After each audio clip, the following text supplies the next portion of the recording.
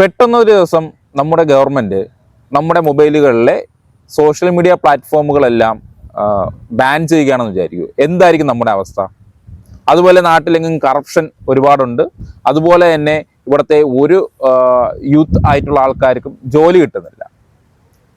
ഇങ്ങനെയുള്ള കാര്യങ്ങളാണ് നേപ്പാളിലെ ഗവൺമെൻറ്റിനെ 2 ദിവസം കൊണ്ട് താഴെ ഇറക്കി വിട്ടത്. എന്താണ് നേപ്പാളിൽ സംഭവിച്ചത്?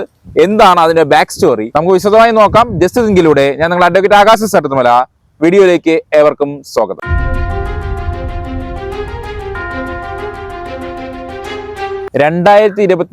ജൂലൈയിലാണ് KP ശർമ്മ ഒലി എന്ന് പറയുന്ന നേപ്പാളിലെ പൊളിറ്റീഷ്യൻ 3ാമത്തെ തവണ ആ രാജ്യത്തിന്റെ പ്രധാനമന്ത്രിയായി തിരഞ്ഞെടുക്കുന്നു, അധികാരമേൽക്കുന്നത്. എന്നാൽ ആ സമയത്ത് തന്നെ നാട്ടിൽ കറപ്ഷൻ എല്ലാ മേഖലയിലും വ്യാപിച്ചു കഴിഞ്ഞിരുന്നു. അതുപോലെ ഈ പുതിയ ഗവൺമെന്റ് വന്നതോടുകൂടി സോഷ്യൽ മീഡിയ പ്ലാറ്റ്ഫോമുകൾ ആ രാജ്യത്തിന്റെ നിയമത്തിനനുസരിച്ച് രജിസ്റ്റർ ചെയ്യണമെന്ന പുതിയ നിയമവും കൂടെ ആ ഗവൺമെന്റ് കൊണ്ടുവരികയും ചെയ്തു. സെപ്റ്റംബർ 4, 2025 ആ ദിവസമാണ് ഈ പ്രശ്നങ്ങളുടെ എല്ലാം തുടക്കം വരുന്നത്. ഒരു ഗവൺമെന്റ് തന്നെ താഴേക്ക് പോയ തീരുമാനം ഉണ്ടാകുന്നതും ആ ദിവസമാണ്. ഒരു രാത്രി പുലർന്നപ്പോഴേക്കും ആ രാജ്യത്തെ 26 സോഷ്യൽ മീഡിയ പ്ലാറ്റ്ഫോമുകളാണ്, ഫേസ്ബുക്കും യൂട്യൂബും അടങ്ങിയ പ്ലാറ്റ്ഫോമുകളാണ് ഗവൺമെന്റ് ബാൻ ചെയ്തത്.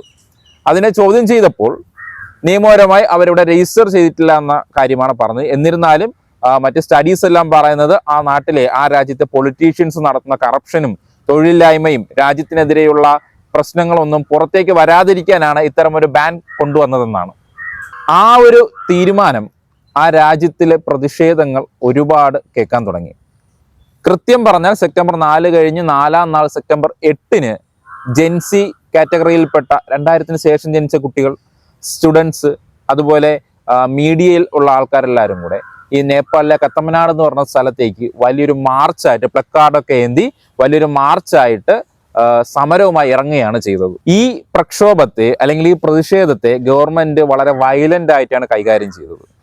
പോലീസും ആർമിയും ചേർന്ന് ഈ പ്രക്ഷോഭത്തെ അടിച്ചമർത്തുവാൻ വേണ്ടി ടിയർ ഗ്യാസ് എറിഞ്ഞു, ലാത്തി വീശി നോക്കി, അതിൻ്റെ കൂടെ വെടിവെപ്പും ഉണ്ടായി. ഈ വെടിവെപ്പിൽ ഏകദേശം 19ഓളം പ്രതിഷേധക്കാർ മരിച്ചു വീഴുന്ന സിറ്റുവേഷൻ ആ ദിവസം ആ നാട്ടിലുണ്ടായി. അതോടുകൂടി ആ ഗവൺമെന്റിന്റെ അടിക്കല്ല് ഇളവാൻ തുടങ്ങി. ആ നാട്ടിലെ ഹോം മിനിസ്റ്റർ ആയിട്ടുള്ള രമേശ് ലെഖാക്ക് ഇതിന്റെ ഈ ഒരു 19 പേർ മരണപ്പെട്ടതിന്റെ ഉത്തരവാദിത്വം ഏറ്റെടുത്തുകൊണ്ട് അന്നേ ദിവസം തന്നെ രാജിവെച്ച് ഒഴിയുകയും ചെയ്തു. ആ ഒരു സംഭവത്തോടു കൂടി നേപ്പാളിലെ KP ശർമ്മ ഒലിയുടെ ആ ഗവൺമെന്റിന്റെ അടിക്കല്ല് ഇളവാൻ തുടങ്ങി എന്ന് തന്നെ നമുക്ക് പറയേണ്ടി വരും. ഇതുമായി ബന്ധപ്പെട്ട് ഒരുപാട് പ്രതിഷേധങ്ങൾ, ഒരുപാട് പ്രശ്നങ്ങൾ ഈ ജെൻസി കാറ്റഗറിയിൽപ്പെട്ട കുട്ടികൾ നാട്ടിൽ മുഴുവൻ ഇറങ്ങി നടന്ന് പാർട്ടി ഓഫീസുകൾ അടിച്ചു പൊളിക്കുവാനും നിയമസഭ വരെ തീയിടാനും അങ്ങനെ പല പല പ്രശ്നങ്ങളിലേക്ക് ഏർപ്പെടുകയും ഇത് ലോകമെമ്പാടും ഈ ഒരു പ്രതിഷേധത്തെക്കുറിച്ച് അറിയുവാനും പല പല രാജ്യങ്ങൾ ഈ പ്രശ്നത്തിലേക്ക് ഇടപെടുവാനും ഒക്കെ തുടങ്ങി. സെപ്റ്റംബർ 8 തന്നെ ഈ സോഷ്യൽ മീഡിയ പ്ലാറ്റ്ഫോമൊക്കെ മുകളിലുള്ള ബാൻ നീക്കി എന്ന് അവിടുത്തെ മിനിസ്റ്ററായ പൃഥ്വി സുബ ലോകമെമ്പാടുമുള്ള ആൾക്കാരെ അറിയിച്ചതാണ്. എന്നിരുന്നാലും ആ സമയത്ത് ഈ കാര്യങ്ങളെല്ലാം കൈവിട്ടു പോയിരുന്നു. അവിടെ കയ്യിൽ കിട്ടിയ നേതാക്കന്മാരെ എല്ലാം ഈ പറയുന്ന പ്രക്ഷോഭക്കാർ കൈകാര്യം ചെയ്യാൻ തുടങ്ങി.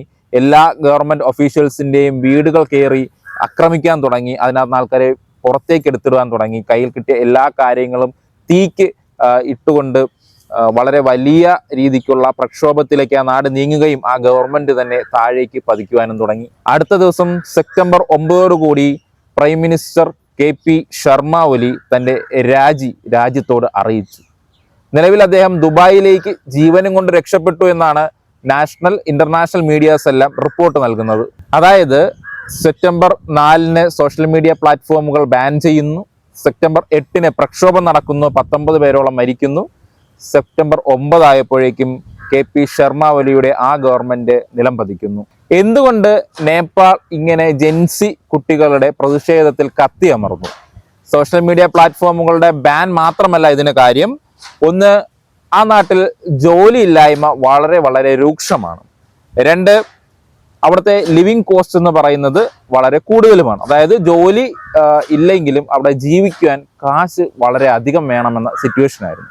അതുപോലെ തന്നെ കറപ്ഷൻ എന്ന് പറയുന്നത് ഭരിക്കുന്നവരും ഒപ്പോസിഷൻ പാർട്ടിയുടെ ഒരുമിച്ച് ചേർന്നുകൊണ്ടാണ് ചെയ്തുകൊണ്ടിരുന്നത്. അതായത് ഈ നാട്ടിലെ പൊളിറ്റിക്സിലുള്ള അല്ലെങ്കിൽ നേതൃത്വത്തിലിരിക്കുന്ന ഭരണത്തിലിരിക്കുന്ന നേതാക്കന്മാർക്ക് മാത്രമാണ് ലക്ഷറി ആയിട്ട് ജീവിക്കുവാനും ഈ കോസ്റ്റ് ഓഫ് ലിവിങ് അഫോർഡ് ചെയ്യാനും പറ്റുക എന്നൊരു സിറ്റുവേഷനിലേക്ക് ആ നാട് മാറിയിരുന്നു.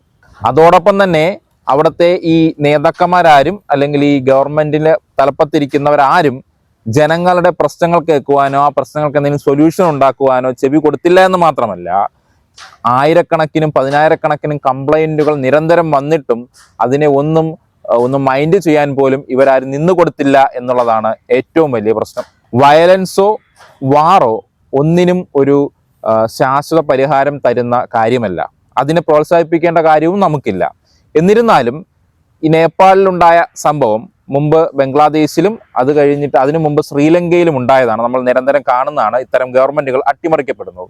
ഇതുണ്ടാവുന്നതിന്റെ ഏറ്റവും മെയിൻ കാര്യം അവിടുത്തെ ജനങ്ങളെ വേണ്ട രീതിക്ക് അവിടുത്തെ ഗവൺമെന്റുകൾ പരിഗണിക്കുന്നില്ല എന്നുള്ളത് തന്നെയാണ്. നിലവിൽ ആ നാട്ടിലെ പ്രമുഖനായിട്ടുള്ള ഖുൽമൻ ഗിസിങ് എന്ന് പറയുന്ന മുൻ എനർജി എക്സ്പേർട്ട്, അതായത് മുൻകാലത്ത് നേപ്പാളിൽ 18 മണിക്കൂർ വരെ കറണ്ട് കട്ട് ഉണ്ടായിരുന്ന ഒരു സമയമുണ്ടായിരുന്നു. ഇദ്ദേഹമാണ് മുൻകൈ എടുത്ത് 18 മണിക്കൂറുള്ള കറണ്ട് കട്ടൊക്കെ ഒഴിവാക്കാൻ നിന്നത്.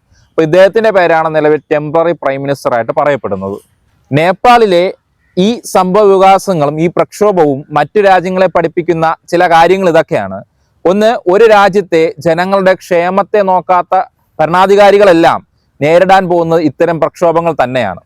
ഇത്തരമുള്ള പ്രക്ഷോഭങ്ങളെ അടിച്ചമർത്തുവാനും അവരുടെ മൂടിക്കെട്ടുവാനും ശ്രമിക്കുന്ന ഭരണാധികാരികളും ഇത് കണ്ട് പഠിക്കണം. കാരണം ഉയർന്നു വരുന്ന ശബ്ദങ്ങളും കരങ്ങളും എത്ര പറഞ്ഞാലും പിടിച്ചു വെക്കുവാനോ അടക്കി വെക്കുവാനോ സാധിക്കുകയില്ല. ജനാധിപത്യവും ജനങ്ങളുമാണ് എന്തിനു മുകളിലെന്നുള്ള ഉത്തമമായ ബോധ്യം എല്ലാ ഭരണാധികാരികൾക്കും ഓർമ്മ വേണം. ഈ വീഡിയോ മാക്സിമം ഷെയർ ചെയ്യുക. ഇത്തരമുള്ള വീഡിയോസിനും അറിവുകൾക്കും വേണ്ടി എൻ്റെ ചാനൽ സബ്സ്ക്രൈബ് ചെയ്യുക, ലൈക്ക് ചെയ്യുക. നിങ്ങളുടെ സജഷൻ നമ്മുടെ കമന്റ് സെക്ഷനിൽ അറിയിക്കുക. എന്താണ് നേപ്പാളിലുണ്ടായ സംഭവവികാസത്തെ പറ്റി എന്നുള്ള അഭിപ്രായങ്ങളും കമന്റ് സെക്ഷനിൽ അറിയിക്കുക.